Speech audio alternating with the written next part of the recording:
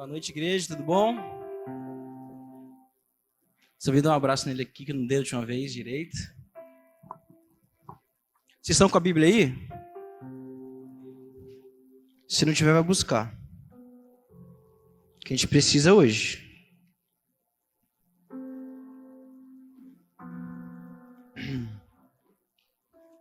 Queria dar boa noite a vocês de novo, olhar na cara de vocês. Tava falando com minha noiva ali, o nome dela é Janes, que se o culto terminasse agora, se a reunião que a gente estivesse aqui terminasse agora, estaria tudo completo. Porque o evangelho inteiro foi pregado aqui.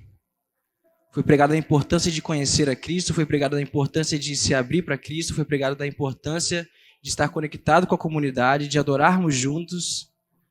Uma coisa que eu acho primordial no ministério de adoração é quando eles convidam a gente a cantar o que a gente está vendo de Deus naquele momento. Então isso foi muito precioso. Fora as orações do ID, né? Você recebeu a revelação de Deus, recebeu aquele amor de Deus e fala, agora eu vou. Foi numa dessas mensagens que eu acabei aceitando esse chamado de ir para as nações e pregar o evangelho, mas eu não estava no contexto de igreja prédio, eu estava no contexto de igreja nas casas. E eu vi que o tema desse ano é comunidade, discipulado e vivendo em comunhão, que é essencial. Gente, hoje, o que o mundo precisa ver, estava aqui acho que 2 domingos atrás, falei isso já e eu quero me repetir, porque isso é essencial para os dias que a gente vive hoje, que o mundo precisa ver cristãos que vivam a mensagem no dia a dia, sem ter que precisar falar do evangelho dito, mas o evangelho vivido. Ainda que você precise pregar, tá? A gente fala, se prega o evangelho, se precisa usar palavras, mas tem que usar palavras, tá? Tem que chegar um momento que você fala, hein, Jesus, vai aceitar quando? Desviado. Já tive umas conversas com os pessoal aqui, assim, às vezes. Falou, tá indo na igreja, mas aceitar Jesus vai aceitar quando? Quando a gente vai fazer aquele comprometimento de falar para todo mundo que tu é cristão? Chega uma hora que a gente tem que fazer, tá? Porque a Bíblia diz que se você tem vergonha de Deus aqui na terra, Ele vai ter vergonha de você no céu também. Então eu queria convidar vocês a abrir em Atos 2, os versículos 42 a 47. Vamos estar lendo.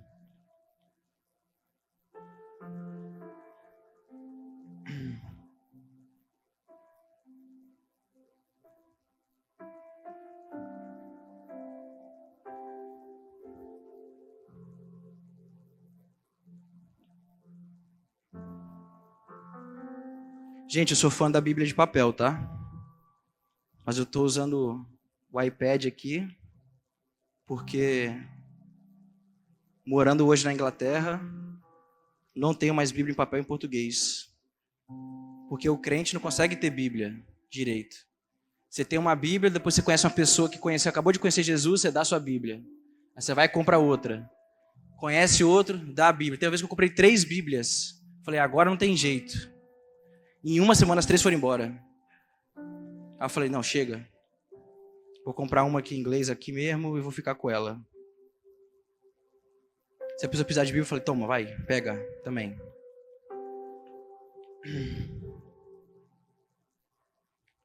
Todo mundo em Atos 2?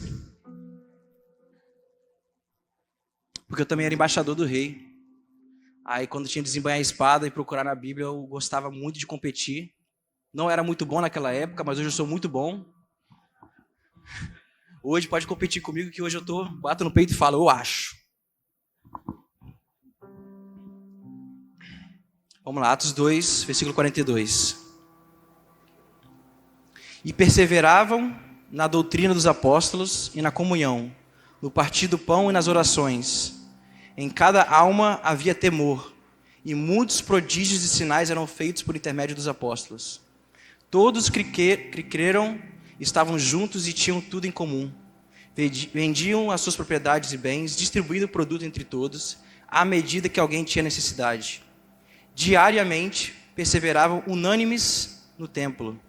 Partiam pão de casa em casa e tomavam suas refeições com alegria e singeleza de coração, louvando a Deus e contando com a simpatia de todo o povo. Enquanto isso, acrescentava-lhes o Senhor, dia a dia, os que iam sendo salvos. Gente, isso aqui é a fundação da igreja que a gente conhece hoje. Se a gente se reúne hoje num templo, se a gente se reúne hoje nos pequenos grupos, nas casas, é por causa disso aqui. Desse convite que Deus fez de sempre estarmos juntos e sempre estarmos vivendo juntos. Você já se fez aquela pergunta: por que eu me reúno? Por que eu vou ao culto dos domingos? Provavelmente já. Se você não fez, eu sou aquele tipo de pessoa que pergunta tudo. Por que eu tenho que orar? Por que eu tenho que louvar? Por que eu tenho que ouvir na pregação? Por que eu tenho que ler a Bíblia? E Deus ama esse tipo de pergunta. Então, se você é uma pessoa questionadora, eu queria te encorajar a continuar sendo pessoa questionadora e cobrar realmente dos pastores, dos líderes dessa igreja que te deem respostas. E se você não tiver satisfação nas respostas, continue perguntando, porque mais do que tudo eu sei que eles têm muito amor de ensinar a palavra. Essa vinda do Brasil, pude me reunir com o Mano Jeff, pude me reunir com o pastor Jonathan também. Não consegui me reunir face a face com o Helder Vanusa dessa vez, mas essa semana a gente vai, né? Amanhã, na verdade, né? Me cobraram hoje. Mas eu sei que eles têm muito amor por compartilhar a palavra de Deus. E qualquer pergunta que você fizer, eles vão estar lá para responder. Porque também, além de apaixonados, são muito inteligentes. E a vida em comunhão, ela é muito importante. E o motivo da gente se reunir aqui, todo domingo e nas casas, são dois. Os primários. Talvez até únicos, mas eu vou falar primários porque às vezes você está vindo aqui por causa de uma pessoa. Mas o primário é: você vem aqui para conhecer mais de Deus, para saber quem Deus é, e você vem aqui para se lembrar de quem Deus é. Você chega na igreja só com o único objetivo de saber quem Deus é e de se lembrar de quem Deus é. Ou seja, em suma, conhecer mais de Deus. Quando eu comecei a pregar, eu tinha 21 anos. E aí me chamavam para passar a palavra. E aí eu preparava um sermão, falava: nossa, hoje eu vou conseguir. Pregava tudo em 5 minutos, ficava muito nervoso. Porque eu pensava: o que eu vou falar de novo para esse pessoal? A denominação da faculdade que eu fiz teologia era uma denominação de pessoas mais velhas, né? Então eu olhava para todo mundo de cabelo branco e falava: e aí? Ixi, e aí? Vou falar o que de novo? Foi quando um dos pastores falou: Thales, se eles não vão conhecer mais de Deus, eles vão se lembrar de quem Deus é. Porque tem muitas situações onde você começa a olhar para o problema e ver que o problema está maior do que Deus, e você precisa se lembrar da característica de Deus que vai resolver aquele problema. Então se preocupe só em pregar quem Deus é, porque foi falado nas orações também que o Espírito está em nós. Deus nos deu o Espírito. E o Espírito está em vocês neste momento também. E Deus os trouxe aqui. Então, tudo aquilo que você falar para alguém em nome de Deus, pode ter certeza que é aquilo que Deus quer que aquela pessoa ouça. Porque não há nada que você faça que vai surpreender Deus ali. Então Deus prepara o momento, prepara a pessoa para receber a palavra que você está querendo dar. Você acha que é você que está levando o evangelho? É Deus que está falando: ó, eu já preparei tudo. Agora só tem que ser usado. E hoje eu moro na Inglaterra, na cidade de Londres, e atendi o chamado de Deus para começar uma igreja, começar a plantar uma igreja num bairro que é 95% da sua comunidade muçulmana. E a gente tem, em 2 anos, formado igreja nas casas, fazendo estudo bíblico, tendo essa relação de comunidade, mais porque eu vim do Brasil. Então eu estou acostumado em estar com o pessoal da igreja direto.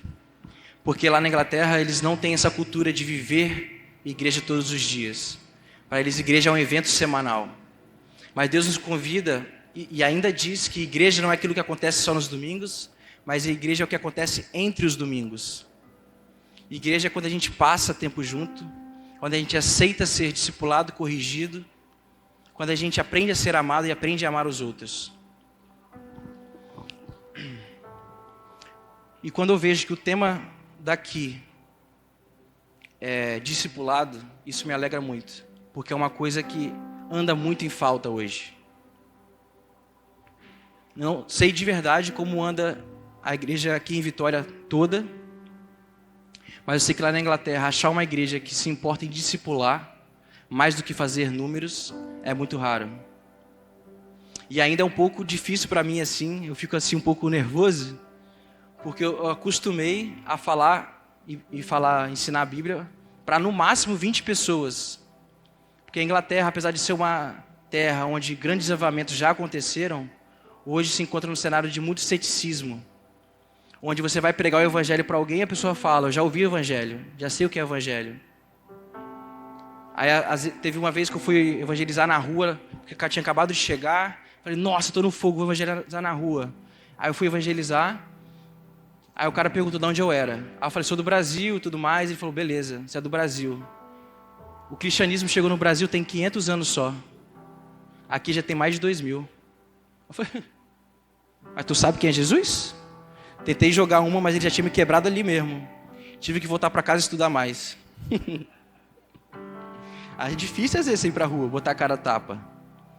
Mas o Espírito nunca te deixa na mão. Sempre bota a palavra na tua boca para tu falar.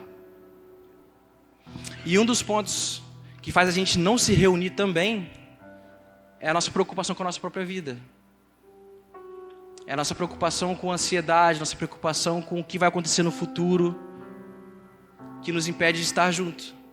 Porque você chega e fala, domingo, nossa, amanhã eu tenho que trabalhar, tenho que acordar cedo, amanhã eu tenho que fazer milhares de coisas de manhã, tenho que arrumar menino, botar na escola, tenho que dirigir, pegar um trânsito de 1 hora, atravessar a terceira ponte e fazer um monte de coisa que eu vou escolher esse tempo aqui à noite para descansar mais, para que eu possa ter uma segunda melhor. E aí eu não me conecto com o corpo de Cristo. Eu ainda tento causar aquele sofisma de falar, eu vou ouvir o culto online. Só que você ouve o culto online enquanto você está fazendo outras coisas. Está jantando, às vezes está jogando um videogame com o culto aqui do lado, só ouvindo a palavra. Às vezes vai lavar a louça junto com o culto. Isso até gosto, tá? Ouço muita pregação lavando louça. Lavo louça, hein? Fica de olho. Tô preparado. Ou tô fingindo, né? Brincando.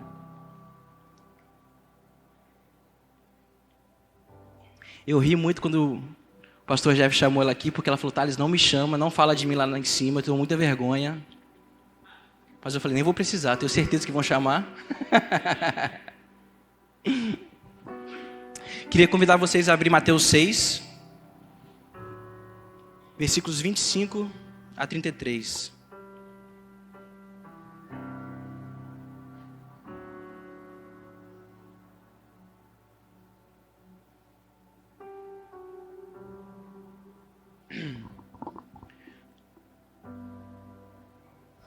Eu vou ler na versão Almeida Revista Atualizada, tá? Se quiser acompanhar junto comigo.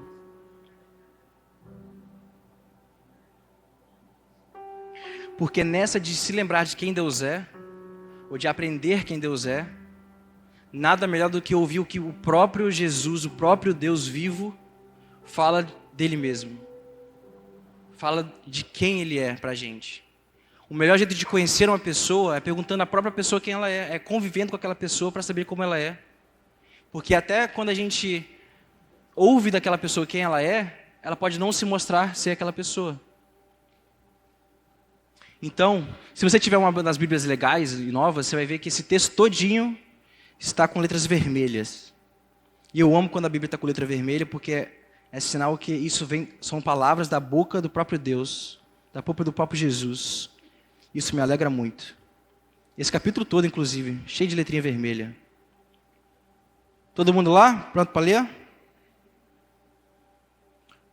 Por isso vos digo, não andeis ansiosos pela nossa vida, quanto ao que haveis de comer ou beber, nem pelo vosso corpo, quanto ao que haveis de vestir. Não é a vida mais que o alimento e o corpo mais do que as vestes? Observai as aves do céu. Não semeiam, não colhem, nem ajuntam em celeiros. Contudo, vosso Pai Celeste a sustenta. Porventura, não valeis vós muito mais do que as aves? Qual de vós, por ansioso que esteja, pode acrescentar um côvado ao curso de sua vida? E por que andais ansiosos quanto ao vestuário? Considerai como crescem os lírios do campo. Eles não trabalham nem fiam. Eu, contudo, vos afirmo que nem Salomão, em toda a sua glória, se vestiu como qualquer um deles. Ora, se Deus veste assim a erva do campo, que hoje existe, e amanhã é lançado no forno, quanto mais a vós outros, homens de pequena fé. Portanto, não vos inquieteis dizendo, que comeremos, ou que beberemos, ou com que vestiremos, porque os gentios é que procuram todas essas coisas. Pois vosso Pai Celeste sabe que necessita de todas elas. Buscais, pois, em primeiro lugar, o seu reino e a sua justiça, e todas as coisas vos serão acrescentadas. Portanto, não vos inquieteis com o dia de amanhã, pois o amanhã trará os seus cuidados. Basta ao dia o seu próprio mal. Então, Jesus, em poucas palavras, só abrindo um parênteses aqui, caso você queira aprender o que é ser um cristão, Mateus 5, 6 e 7 vão estar todo o manual, praticamente, do que é ser um cristão. Eu tive a oportunidade esse ano de ler a Bíblia toda em 6 meses. Eu fiz um desafio, falei, eu vou tentar ler de 6 meses para ver o que é. O começo é maravilhoso. Tá de férias em janeiro, depois quando começa a rotina, fica difícil. Ainda mais quando você chega ali em Levítico, é meio doído. Teve um dia que eu cheguei e falei, Deus, isso aqui é sua palavra, então deve ter alguma coisa aqui que eu não estou entendendo. Porque se eu estou achando chato, se eu não estou conseguindo ler, é porque há algo de errado em mim, não na tua palavra. Então me ensine a amar isso aqui, como se fosse você falando diretamente para mim. Me ensina a olhar para a Bíblia e sentir paz, e sentir conforto. E chegar do trabalho, chegar de algum lugar e procurar conforto e paz dentro da Bíblia. Foi quando ele me falou que Levítico é como Deus quer ser adorado, como Deus quer ser servido e como Deus quer que nós vivamos. Então, quando você olha para Levítico, Deuteronômio, os primeiros livros da Bíblia ali, você vê toda aquela genealogia, tudo aquilo, é Deus mostrando quão detalhista Ele é e quão Ele se importa com os pequenos detalhes. Só abrindo parênteses aí. E quando Jesus diz, não andeis ansiosos porque eu vou prover tudo que vocês precisam, é necessário fé para confiar nisso. Porque a gente pode ler, a gente pode achar bonito, a gente pode até levantar a mão se tiver algum louvor que cante essas palavras. Mas quando chega um momento que a gente precisa viver aquilo, é quando a gente vê se a gente tem realmente fé em Deus, ou se a gente só trata Deus como se tivesse um chaveirinho. A gente carrega a fala, mas a gente esconde no bolso e não precisa usar. E Deus bota a gente em situações onde a gente precisa viver a nossa fé. Deus leva a gente a lugares onde a gente, ou o milagre acontece, ou a gente não vai para frente. Lá na nossa igreja, a gente é uma igreja pequena de 20 pessoas, a gente vai começar os cultos no domingo mesmo agora de fundamentar, quando eu voltar, daqui 2 semanas. E a gente começou a trazer uma cultura de total dependência em Deus. Porque às vezes a gente está doente, a gente está meio gripado. Eu mesmo, quando venho para cá, eu fico alérgico o tempo todo. Nossa, não pode mudar de temperatura que eu fico com alergia a tudo. Aí eu penso, não irei à igreja, porque eu vou descansar, vou tomar um remedinho, o remedinho vai me derrubar, e eu prefiro ficar aqui na cama do que sair, vai para a igreja. A gente começou a criar uma cultura onde, se você está doente, você vem à igreja, a gente vai orar por cura, e vamos ver se Deus vai fazer. Tem que tomar remédio ainda, tá, gente? Mas a gente ora por cura. E a gente começou a ver isso. E também foi orado. A gente viu também em Atos 2, que é onde a palavra de Deus é pregada, sinais e maravilhas acompanham. E a gente começou a ver muita cura. Chega a ser absurdo o tanto de cura que a gente consegue ver na nossa comunidade. Teve um dia que uma mulher chegou com o ombro, ela não conseguia mover o ombro. E esse foi o primeiro dia que a gente falou, quer saber, vamos orar. A gente orou, a mulher estava dançando assim, ó. Muçulmana, né? Ex-muçulmana. E foi bastante engraçado. Isso teve um dia que uma mulher chegou caminhando de muleta. A gente falou, vamos orar pelo teu pé então? E eu que levantei a oração, achando que outra pessoa ia orar, porque eu estava com medo, né? A gente fica naquela, e se não acontecer? Aí ela falou, então você ora então? Eu falei, tem tanta pessoa aí para orar, mas não tinha umas 10 pessoas, né? Aí a gente orou, o inchaço do pé dela sumiu. E foi a primeira vez que eu orei por cura por alguém, a cura aconteceu naquele momento. Porque geralmente eu oro, aí a pessoa não se sente muito melhor assim na hora, mas chega no outro dia a pessoa está melhor. Aí eu ficava indignado com Deus. Falei, pô Deus, estou orando aqui para ver o negócio, e você não deixa eu ver? A pessoa que tem que me avisar pelo WhatsApp depois que aconteceu a cura. E Deus, é nos pequenos detalhes mesmo. Teve um dia que eu mordi a língua feio, de inchar a língua, não consegui falar. Minha noiva chegou, vou orar pela tua boca. Eu falei, ora então, vai. Duvido. Ela botou a mão, orou, foi curada na hora. Eu falei, pô Deus, até ela? Até ela vê cura na hora e eu não? Mas isso é muito bonito. Quando a gente bota a palavra de Deus em prática. E a gente vê Deus agindo. Quando a gente quando a gente sai do teórico e vai para o prático. E a gente começa a viver a Deus de fato. Na nossa igreja... Nesses 2 anos que a gente está fundamentando ela e fazendo igreja nas casas, teve um menino que saiu de uma igreja, que saiu de uma família muçulmana, família do Islã, teve um sonho com Jesus, pesquisou na internet sobre igreja, sobre não sei o quê, e acabou achando a gente. E aí começou a andar com a gente, e a gente começou a evangelizar e falar na vida dele. Foi a primeira pessoa realmente de família muçulmana, nascida na Inglaterra ali. Porque não sei se vocês sabem, mas existe uma grande migração do Islã no mundo todo. Descobri ainda essa semana que tem bastantes aqui na América Latina agora, no Foz do Iguaçu, acho que Bolívia também, né? Pergunta ao Jeff, ele é mais inteligente nessas coisas. E... Quando esse menino, o nome dele é Lucas, chegou pra gente, a gente ficou meio que sem saber o que fazer. A gente falou, a gente veio para isso, mas quando acontece mesmo, né? A gente vê se a gente realmente veio para isso. Então falar de Jesus para ele era um pouco de desafio. Mas o medo era totalmente nosso.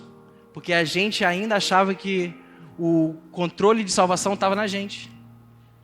Quando na verdade Jesus já tinha dado o sonho para ele, ele já estava totalmente apaixonado por Jesus, a ponto dele quase pregar Jesus pra gente.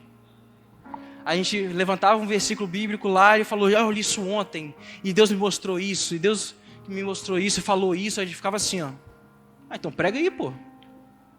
Levanta aqui e fala. Ele é maravilhoso. E no início desse ano, em fevereiro, ele batizou. A família dele foi até o batismo. Foi a primeira vez que eles foram numa igreja. Mas eles foram para apoiar o filho dele, porque ele viu o quão apaixonado o filho dele estava por Jesus. Então a gente continua orando para conseguir alcançar a família dele. É uma família que gosta muito de futebol também, mas torce por time que não ganha nada. Aí fica meio difícil fazer um contato assim. Eu, flamenguista, né? Não sei o que é perder direito.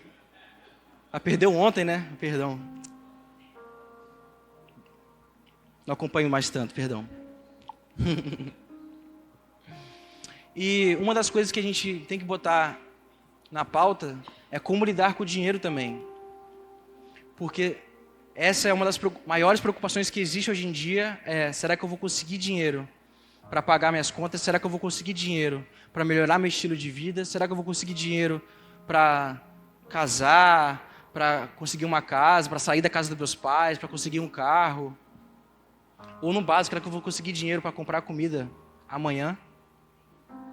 E aí Provérbios 13, não precisa abrir, mas se estiver anotando é bom anotar, fala de como lidar com o dinheiro, da organização financeira. Eu era de uma outra igreja e tinha um curso chamado Crown,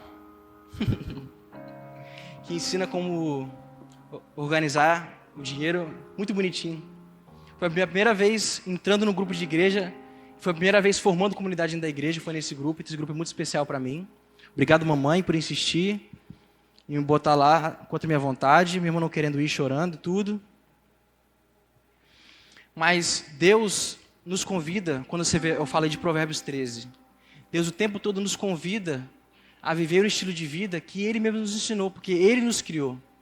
A gente cantou no último louvor que tudo é para Ele, tudo vem dEle, e tudo é feito através dEle. Ele é o centro da igreja. Então, nada melhor do que confiar naquele que nos criou, nada melhor do que confiar naquele que é o centro de tudo. Porque Deus é um Deus que bate no peito e fala, confia em mim, que vai estar tudo certo. Um dos textos que eu mais amo é Malaquias 3, onde Deus fala, palavra por palavra, fala, dê o seu dízimo, dê o seu dízimo e vê se eu não vou encher os teus celeiros. Fala, confie em mim e vê se eu não vou responder a sua confiança, vou responder a sua fé. E nesses 6 meses que eu li a Bíblia direto assim, teve uma amiga, porque eu sou um pouco competitivo, tá, galera? Falou, quer saber? Você está lendo em 6 meses, eu vou ler o Novo Testamento todinho em 1 mês. Eu falei, eu vou ler em 3 semanas, então. E aí era quase um livro por dia, praticamente. E aí eu percebi um padrão no Novo Testamento. O padrão do Novo Testamento é todo falando, você confia nesse Jesus que diz ser Deus? Você confia nele, então pratica as palavras dele. Só isso. São quantos livros no Novo Testamento? 27. 27 livros falando a mesma mensagem de forma diferente. É como se você fosse ver uma série na Netflix com 27 temporadas e todas têm a mesma história. Só que de pontos de vista diferentes. É todas falando, confie nesse Jesus, que é Deus, e você vai ver tudo que ele fala que vai acontecer.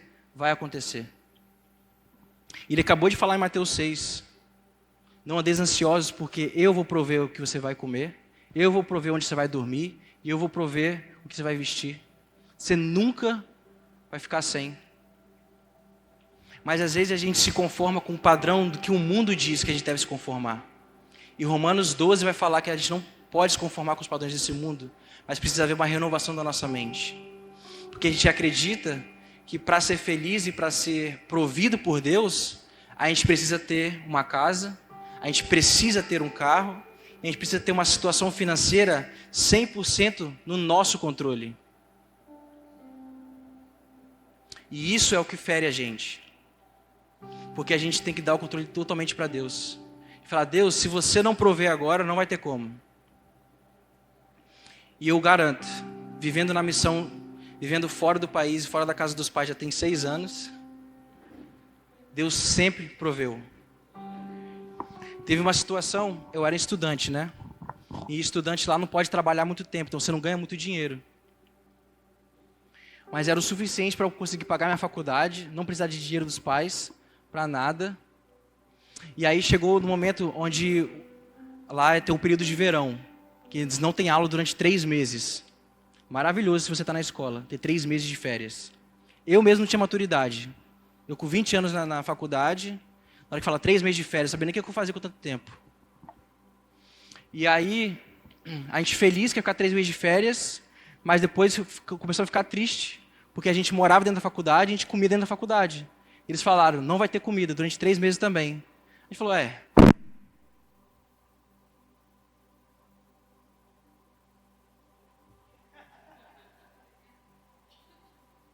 tá funcionando de novo.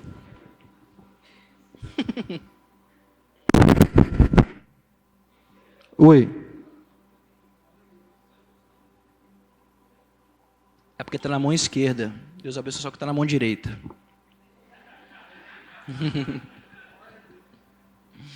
E aí, a gente preocupado, eu morava com mais 2 brasileiros, e a gente preocupado, como é que vamos fazer para comer? Eu falei, galera, agora a gente vai ter que orar. Eu falei, se não orar, vamos fazer um jejum de 3 meses. Jesus fez 40 dias, vamos tentar pelo menos 40, ver o que acontece, se não der comida. E aí a gente orou, falou, Deus, se você não fizer, foi exatamente isso, Deus, se você não fizer, não vai ter como. Então a gente ora para ter alguma forma de comer, porque dinheiro não tem como a gente ter. E aí a gente passou a última semana do colégio comendo muito. E comia muito, não sabe se vai acabar.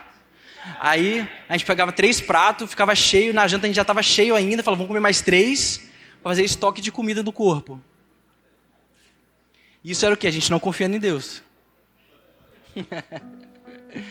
E aí, nessa semana, uma das cozinheiras que gostava bastante da gente, chegou e falou, me puxou de canto, porque quando a gente chegou, entre os brasileiros que estavam no nosso grupo, eu era o que mais falava melhorzinho assim. Falava igual Tarzan. Eu, casa, gosto. Coisas assim, bem simples. Mas me comunicava, né? E era forçado a falar porque meus amigos chegaram sem inglês nenhum. E aí a gente, nessa de tentar se comunicar, essa cozinheira me puxou de lado. Falou, Thales, onde vocês vão comer nesse verão? Aí eu falei, eu não sei, mas Deus sabe. Aí ela falou, mas vocês têm algum lugar mesmo assim? Eu falei, não, lugar não tem não, a gente está esperando Deus falar em algum lugar. Ela falou, então, eu trabalho num lugar onde eles dão comida. Então, se vocês quiserem, tem como vocês irem toda semana, vocês falam quantas pessoas estão morando juntas, e a gente vai dar comida exatamente para 3 pessoas durante uma semana, e vocês vão repetindo e repetindo toda semana. Eu falei, pô, muito bom. Mas eu ainda pensava, tem que comprar óleo e azeite para fritar essas coisas que a gente não tem. A gente morava dentro da faculdade, não tinha nem onde cozinhar. Aí eu falei, não, tá ótimo. Já pensando assim, aqui a gente se vira. Aqui já volta para a força do nosso braço. Deus abençoou, mas eu vou pegar a bênção e eu vou fazer. Vai ser através do meu esforço. Mas ela falou, isso pode acontecer, mas eu quero cozinhar para vocês todos os dias na minha casa. Então, se vocês forem e caminharem até a minha casa, e se precisarem de carona, eu pego vocês e levo à minha casa e trago de volta para vocês comerem todos os dias na minha casa. Eu disse, nossa. Mas eu, falei, deixa eu pensar um pouquinho. Deixa eu ali falar com eles ali rapidinho para ver se a gente vai querer isso mesmo. Mas eu já falei assim, meu Deus, é isso, né? E ela durante 3 meses alimentou a gente todos os dias. A gente teve comida de levar para casa ainda. Porque ela era igual mãe, assim. Abençoou muita gente. Abençoou o missionário da forma que podia abençoar. Porque a gente pensa que abençoar o missionário com dinheiro é importante. Mas às vezes abençoar o missionário é só receber o missionário bem na tua casa. A gente tem vários exemplos disso na Bíblia, sobre gente que constrói uma casa e sempre monta um quarto, caso o profeta venha visitar a cidade, tem um lugar onde dormir. Isso é maravilhoso. Isso aqui, no Espírito Santo, é um pouco difícil, né? Receber visita, ainda mais quando não é avisado. Eu sei, eu cresci aqui. Mas é uma coisa que a Bíblia sempre ensina, que a Bíblia é sempre contra a cultura. A Bíblia sempre nos ensina a viver contra aquilo que a gente, como humano, estabeleceu como cultura. Desde que foi criada, desde Gênesis até o fim de Apocalipse, Deus ensina a gente a viver numa realidade que não é a realidade terrena, é uma realidade do céu. Então, ler e estar a par do que a Bíblia fala sobre essa realidade é o que faz a gente viver realmente o céu na terra. Existe também o problema da egolatria, que é quando a gente bota o nosso eu como o centro de todas as coisas. Mais uma vez, a canção que a gente cantou, por último, fala sobre Jesus ser o centro. Mas pouco a pouco, sem a gente perceber, a gente começa a ver nós como centro. A gente começa a pensar no nosso conforto, mais do que a gente começa a pensar nas coisas do reino. E eu digo que as coisas do reino não é só ir fazer missão, tá? Não é só ir evangelizar. As coisas do reino é você realmente botar como prioridade na sua vida, ler a Bíblia e passar tempo com Deus. Por isso que eu vou frisar mais uma vez o vida na vida, né? O vida na vida que vocês têm aqui. É muito importante que a gente passe de cultuar só no domingo para cultuar o máximo de vezes que a gente puder. E eu falo cultuar, não necessariamente se reunir sempre com um grupo de pessoas para abrir a Bíblia junto, mas se reunir com pessoas que têm a mesma fé, o mesmo amor de fé, o amor por Deus que você tem. Para que as conversas de vocês sejam sempre em torno dos ensinamentos de Jesus. E isso envolve você sentar com pessoas que não vão falar mal de outras pessoas. Envolve falar com pessoas que botem assuntos que vão te edificar de alguma forma. As 2 semanas atrás eu tive a oportunidade de ir a uma igreja do Rio de Janeiro também. uma igreja maravilhosa chamada Comunidade do Rei. E no domingo eles passam o dia inteiro juntos. Gente, é demais para mim que sou capixaba. Mas o culto deles é só o sábado, o domingo de manhã. Mas eles têm como cultura sempre sair para comer, e depois de sair para comer, sair para passear, depois de sair passear, sair para jantar, e depois de sair para jantar, sair para aproveitar a noite. Eu ficava assim, meu Deus, não acaba nunca. Mas eram coisas muito pertinentes. A gente estava sentado numa mesa, esperando a pizza chegar, e tinha um casal com 2 filhas, e um casal que estava grávido, né? E nisso, só nesse momento, eles estavam ensinando quais tipos de programa botar para a filha assistir quando tiver idade, como fazer para trocar a fralda de forma melhor, como fazer para começar a plantar um culto familiar dentro da casa deles, como fazer essa cultura, e isso no dia a dia. Eles não sentaram e vão falar, olha, vamos sentar e vamos aprender sobre Jesus aqui agora. Foi falado, como se a gente fosse sentar no pizza forno ali aqui do lado e começar a falar de Bíblia. Há um tempo atrás também, eu acho que 3 semanas atrás, sentei com o Jonathan. Falei, vamos conversar, vamos comer. Nosso papo todinho foi sobre Bíblia. E como falar, e como pregar, que não sei o quê. A gente conversou acho que umas 2 horas e parecia que estava faltando assunto. Parecia que não tinha acabado, nem começado a conversar. Porque quando você se reúne com alguém que ama Jesus, o Espírito começa a falar dentro de você. Eu preciso estar perto daquela pessoa. Eu preciso estar mais perto, eu preciso passar tempo com gente que ama Deus. E a gente é convidado a uma obediência total. Porque depois que a gente conhece a Deus, a gente pouco a pouco pode cair no erro de se achar no lugar de Deus e se achar como deuses também.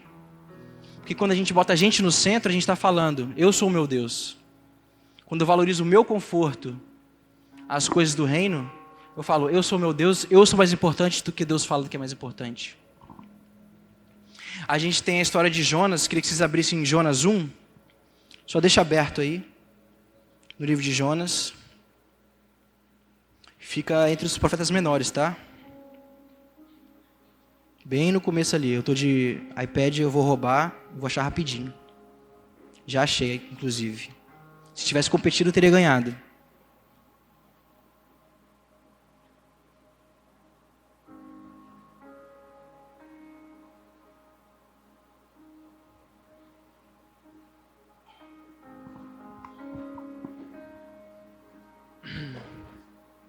Vai até que hora, só para ter certeza? Para não passar? Hã? Shhh.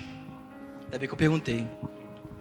Gente, isso é uma piada que a gente tem lá fora, que você não pode dar o microfone e a gente falar para nenhum brasileiro. Porque a gente começa a falar, vai embora, quando a gente vai ver, já passou do momento, já passou da hora. A primeira vez que eu fui falar na igreja, uma das líderes da igreja estava sentada na primeira fileira. Ela levantou e fez assim, ó. Fala, gente, tem 7 pessoas aqui. Se ela falasse quietinha aqui, eu já teria entendido. Mas deixa aberto ali em Jonas. Eu nem vou ler, só para vocês saberem que isso está na Bíblia. O versículo 2, vai, só o versículo 2. Versículo 1. Veio a palavra do Senhor a Jonas, filho de Amitai, dizendo, dispõe-te, vai à grande cidade de Nínive e clama contra ela, porque sua malícia subiu até mim. Versículo 3. Jonas se dispôs, mas para fugir da presença do Senhor, para Tarsis, e tendo descido a Jope, achou um navio que ia para Tarsis. Pegou, pois, a sua passagem e embarcou nele, para ir com eles para Tarsis, para longe da presença do Senhor. Então a gente vê Jonas aqui, que Jonas era uma pessoa acostumada a ouvir a palavra de Deus.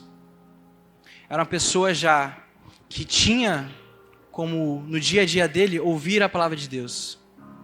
Mas quando Deus pede alguma coisa para ele, ele fala, não, eu vou fazer do meu jeito. Você quer que eu vá pregar? Eu vou pregar, mas eu vou pregar onde eu quero. Você quer que eu pregue arrependimento para um povo e eles aceitem a ti como Senhor e Salvador? Mas eu vou escolher o povo. E isso a gente faz inconscientemente às vezes. A gente tem aquela pessoa que a gente não lida bem, a gente não gosta muito de conversar, e a gente meio que se opõe a pregar o evangelho para ele, porque a gente fala, vai que a pessoa se converte, e não recebe o julgamento que eu estou querendo que ela receba. Tinha uma pessoa no meu meio, não vou falar porque a pessoa pode ou não estar aqui, que falava: nossa, essa pessoa me fez tanto mal que eu fico orando para Deus arrebentar essa pessoa, para quebrar essa pessoa, para transformar ela em pedacinhos para que essa pessoa volte a Jesus. Eu ficava: mas você está orando para a pessoa voltar a Jesus ou para a pessoa ser arrebentada? Porque quando é com a gente erra e fala: Deus, por favor, não me deixe pagar por esse pecado, não. Não me deixe ser julgado por isso aqui, não. E a gente é convidado a uma obediência total. Onde Deus fala, a gente obedece mesmo sem a gente saber qual será o resultado final daquilo. Quando eu aceitei esse chamado, Deus tinha falado especificamente para pregar para o povo muçulmano. E tudo que eu sabia do povo muçulmano até então são as coisas ruins que a gente vê na mídia. Eu falava: Deus, tanto povo, me leva para uma Vitória de volta. Lá é tão legal, eu posso pregar na praia se eu quiser. E ele me trouxe essa palavra de Jonas também. Porque Tarsis é na Espanha, na região costeira da Espanha. Então eu estava pedindo a mesma coisa de Jonas. Deus pediu a Jonas: vai pregar para o povo que precisa de arrependimento. E se vocês conhecerem um pouco mais sobre a história de Israel, Nínive era a capital da Assíria. Um povo que oprimia muito Israel. Então Jonas falou: esse povo que oprime a gente, que tem anos dominando a gente, eu não quero pregar isso para esse povo, porque eu conheço o Deus que você é, e você vai perdoar eles, você vai trazer avivamento para eles, você vai trazer eles para perto. Eu não quero isso. Então eu vou para uma região melhorzinha, mais afrodisíaca ali, e não vou pregar, e vou pregar para quem eu quero. E no final da história de Jonas, resumindo, você pode ler depois, é 4 capítulos, recomendo muito, pode ler até hoje à noite. Você vê que Deus realmente traz avivamento para Nínive. A cidade inteira de Nínive se converte a Jesus por causa da pregação de uma pessoa que não queria estar lá. Porque não estão em nós o chamado de pregar, está em Deus. Deus é quem quer pregar para aquelas pessoas. A gente é só vaso. A gente é como se fosse esse copo aqui, ó, e Deus a água. A gente só precisa ser o recipiente invisível para mostrar que tem água e deixar as pessoas beberem dessa água. Inventei isso agora, hein? Isso é meu. Fresquinho para vocês. Então eu queria convidar vocês a levantarem, vamos orar.